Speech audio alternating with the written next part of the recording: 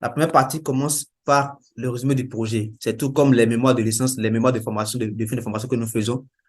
Quand je prends un mémoire, ou bien n'importe quel document, même des rapports techniques et autres là, vous allez voir toujours qu'il y a d'abord un résumé exécutif qui est, qui accueille.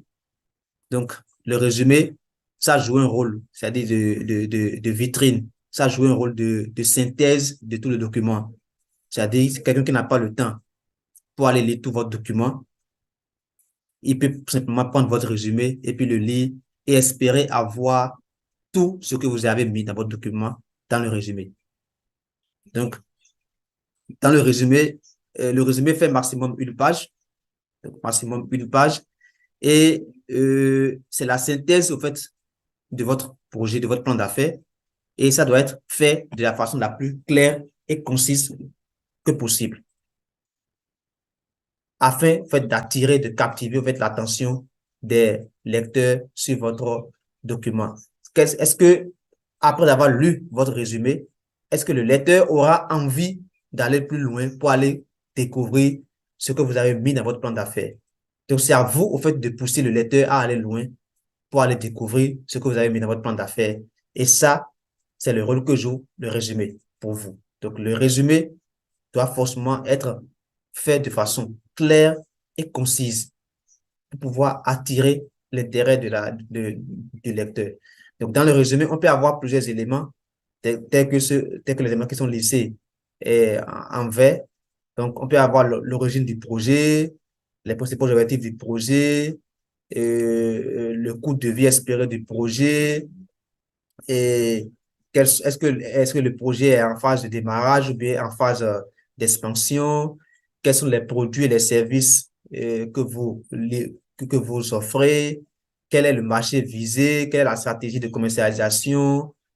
Vous voyez, vous-même en tant que promoteur, quelle est votre formation? Quelle est votre expérience qui est en lien avec le projet que vous voulez en fait, réaliser ou bien le domaine dans lequel vous voulez faire l'affaire? Est-ce que vous avez déjà des expériences qui sont liées à ce domaine-là qui peuvent constituer des atouts pour vous?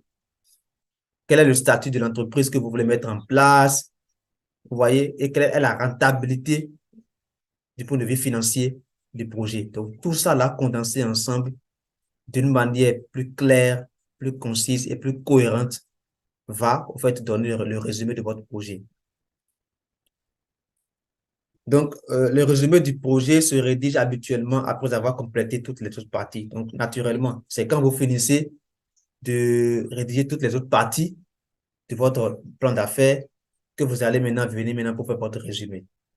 Nous recommandons, en fait, souvent, pour éviter les problèmes de cohérence dans le résumé, parce que tout le monde n'a pas les mêmes habiletés à rédiger des textes cohérents. Donc, pour ce cas, nous recommandons le plus souvent, en fait, de faire des résumés en tableau. Là, on n'a pas, en fait, à se soucier de la cohérence entre les phrases, entre les paragraphes. Il n'y aura pas ça. Donc, nous recommandons le plus souvent de faire les résumés sous forme de tableau. Donc, vous faites des tableaux en plusieurs colonnes. La première colonne, c'est les paramètres que j'ai listés en vert qui sont là, qui sont dans la première colonne. Et la seconde colonne, ça peut être maintenant les réponses. Quand on parle d'origine du projet, la colonne qui est devant ça, en même temps, vous mettez en même temps l'origine du projet qui est devant ça. Cela vous évite au fait de trop casser la tête pour chercher des connecteurs logiques, pour rendre au fait les paragraphes cohérents, pour avoir un résumé complet qui est vraiment bien structuré.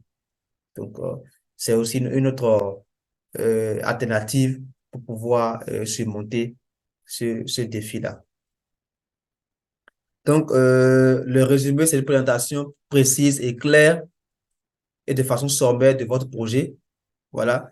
Donc, il doit être conçu de telle manière que ça doit permettre au lecteur de se faire une idée de votre projet. Donc, un lecteur qui n'a pas le temps pour aller lire le contenu profond de votre plan d'affaires, quand il lit votre résumé, automatiquement, il doit être satisfait.